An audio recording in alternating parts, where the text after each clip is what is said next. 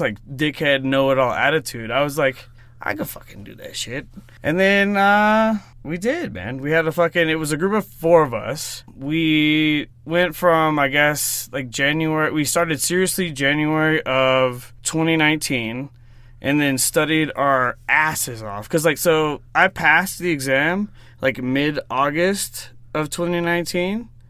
My level 1 expired late August of 2019. So right up against like the fucking tit hair for my shit expiring, right? And it was cool, man. It was super fun. You know, the whole process, like, it really kind of fucked with my wife because, like, I was hanging out with, like, it was me and another buddy, a guy, and then 2 chicks. And study group and all that kind of stuff. But our study group's also, like, being in the wine game, like, it was predicated on, like, we're doing a Riesling class. So we're going to drink fucking Riesling from Germany, right? You know, all these different regions, dude. So I don't know how the fuck we crammed so much information into our heads in the tiniest. It wasn't the tiniest period of time. You know what I'm saying? It was 8 months. Yeah. But if you talk to people that have done these exams, like level 1 is like preschool, right? Level 2 is like graduating college. And like the gap is that fucking significant. And then you get like a master's, basically. Well, yeah, but like level 3 is like fucking PhD. Level 4 is like tenured professor for fucking 20 years. Like there's only like level 4 master sommeliers, there's only like 200 on the planet. They're like Jedis. Yeah, yeah. Let me ask you this, like was the money better doing that or bartending? So I was bartending the whole time. Okay. And I've never actually been like a sommelier at a restaurant. Okay. If that explains the situation. So I am technically a certified sommelier according to the Court of Masters, right? So you got it in your back pocket if you need it, but you never actually just served as a somm. No. Because also, like, wine sucks, dude. Like, like, wine, so, no, I take that back. Wine is great itself, right? So, like, the coolest thing about going through the somm course and, like, becoming a certified sommelier is that wine in itself, it showed me the world of wine. And how, like, I love to drink, like, really weird niche stuff now. And, like, I can go, when I go to, like, purchase wine, I can get, like, a bottle that, like Camus is a big fucking, you've heard of Camus, right? Yep. So why is Camus famous for being great, right? Because it's a big, juicy fucking Napa Cabernet, right?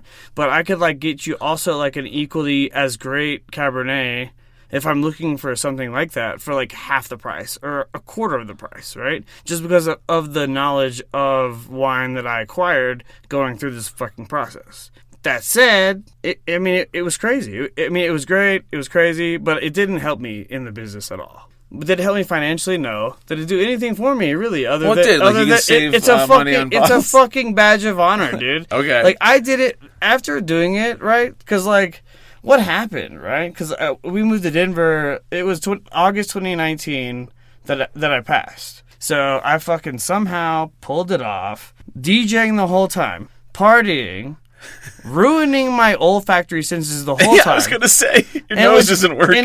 In which it's insane because, like, the first part of the exam at 8 a.m. is the blind tasting portion, and so literally you're presented with 2 whites and 2 reds, and you're instructed to identify varietal. So what grape is it? Region and age, and then, like, you know, all the tasting notes and everything. You fill out this fucking sheet, right?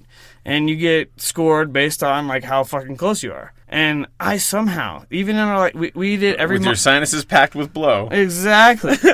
we did blind tasting sessions every Monday, and I slayed the group. I always, like, was, like, getting 3.5 right. You know what I mean? And I have no idea. I mean, I do know how, because it's essentially a matching game. Like, do you remember? Was it like Mario 3? I think, like, on an NES, where it's like it's like a matching game. There's like one, like, special level where they flip the cards. I don't know, it's dude. like, I'm in my 40s. You didn't play fucking Mario? You didn't have a Nintendo? What the fuck? No, I didn't have the No Friendo 64. I went outside. Yeah, you know. I mean, I was amongst that area. I played with fireworks. I blew shit up. Right. So, you know, whatever. Anyways, what I'm getting at is it was essentially for me a matching game. right? So it's like, this varietal smells like this. This varietal will have this taste profile and whatever. I really broke it down to like just fucking stupid. Like, yeah, this is spicy. This is not. This is earthy. This is fruity. Whatever, right? And if you just match these profiles to certain regions, you can fucking game the system. I'm so grateful you said that, dude, because like people have heard me in previous episodes just shitting on the whole fucking that industry. And because, like, you should, because it fucking sucks, dude. Like, I'm here to tell you, man, like, I moved to Denver, right? I got the opportunity. So after all this happened, passed the test, woohoo, it was fucking cool. It was elation. It was like, holy fuck, how did we pull this off, right? We did it. It was really cool for, like, the company to, it was cool for all of us, because we had a really great mentor. Fucking killer mentor, dude. He was, like, the coolest guy. He was so proud of us for, like, pulling it off, right? What happened, right? It was like, okay, now this is what I'm going to do. I'm going to be a fucking som. So we moved to Denver. I get the opportunity to work under a master sommelier at like one of the most prestigious groups in the restaurant business, like James Beard nominated fucking badass, crazy good restaurant. It was enlightening in that like you couldn't not have respect for like one of the director of operations like worked at the French Laundry type shit. Oh shit. You know what I mean? So this is like the peak of the restaurant world. And so I'm getting the opportunity to like be a bartender. Like I wasn't a som, but like I'm also like I'm coming with this like badge of honor essentially is like all you get from passing the test that like most people don't have. And what I realized is that, like, it just sucked, dude. The people suck. The clients suck. Like, the wine was always great. Yeah, it's just that world that goes around it. It's kind of like when I go to a Bon Jovi concert. I really like Bon Jovi, but then, you know, the fans, everything. Nothing ruins, the whole world that comes with it. Yeah. Nothing ruins my time like other people. Perky Bon Jovi tits in the 80s versus, you know... Looks like socks with apples in them. Precisely. So let me ask you this, man. Coming from Dallas and now you're in Denver, like who's crazier as far as crowds? Like what have you, like you've seen some stuff in your career. How long have you been doing it? Longer than I like to admit. Yeah. So started bar. So it's a funny story how I started in a bar. I was in college. This is 2012. Had dropped out. Started in college in like 06, I think, right after high school, and then all these like life shenanigans got in the way, and then finally like went back to real college, like the university in 2012. I had my mom's credit card. And I was only using it for, like, important shit. And what you need to know about Dallas is that it's fucking gigantic, right? So, tons of driving. Like, the highway system there is, like, amongst the most, like, crazy in the world. So, in essence, a lot of gas, right? So, I was only using my mom's credit card for gas. Eventually, I get hit up from her.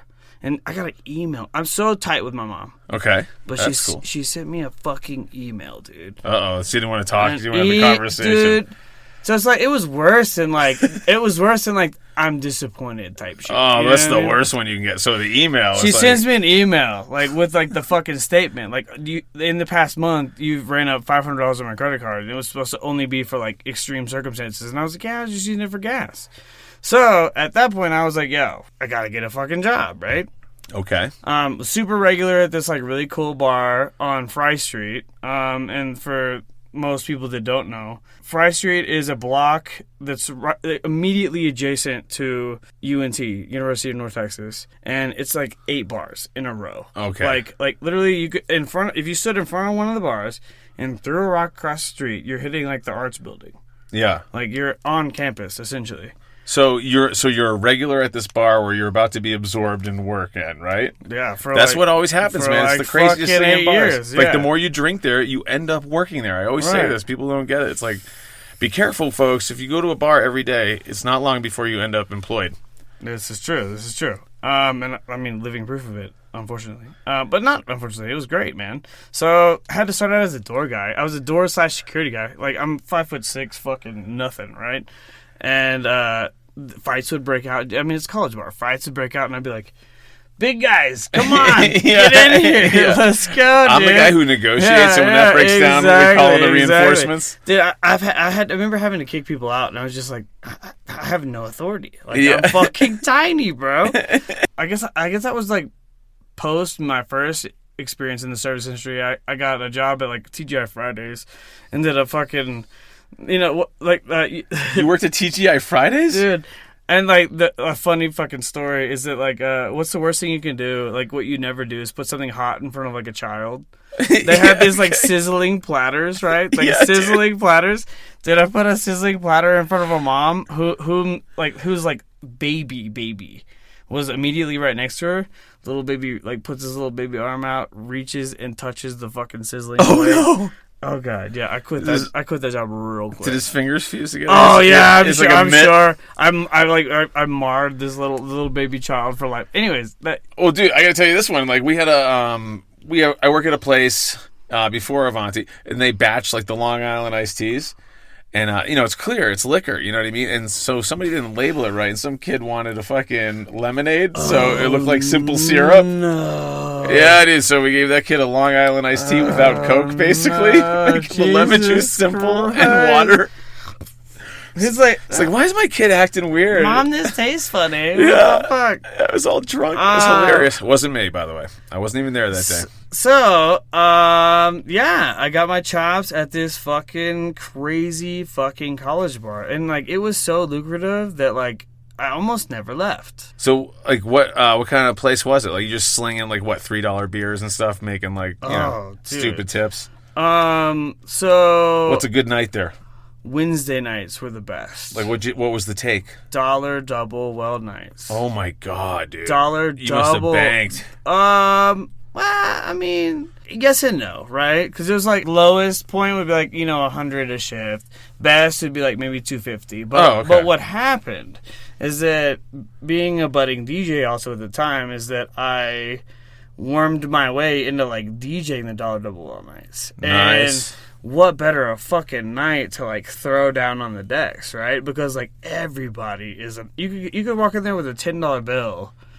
Like, drink 5 drinks and tip $5 and just be fucking shithouse. Yeah.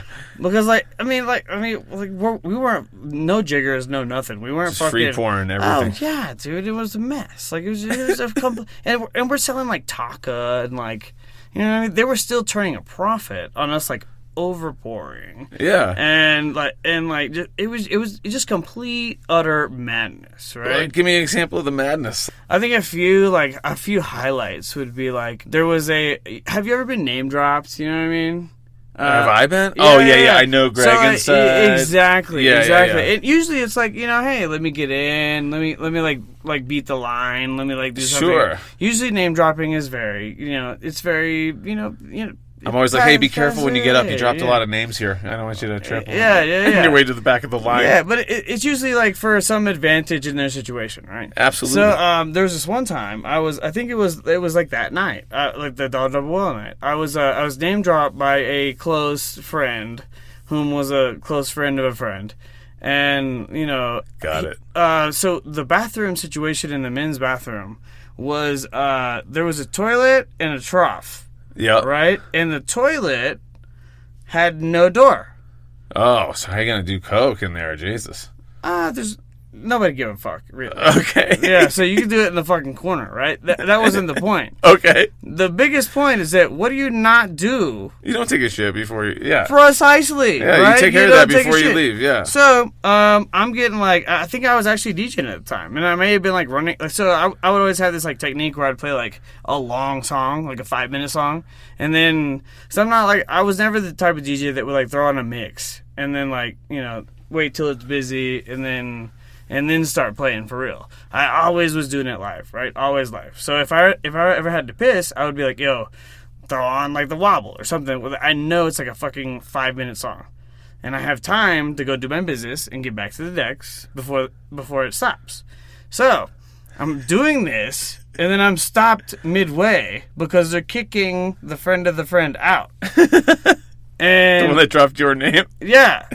And it's like, why is he being kicked out? Homie was taking a shit. He gets thrown out for taking a shit. And it's like, it was just, but it was so fucking, and I can't imagine that he didn't know that, right?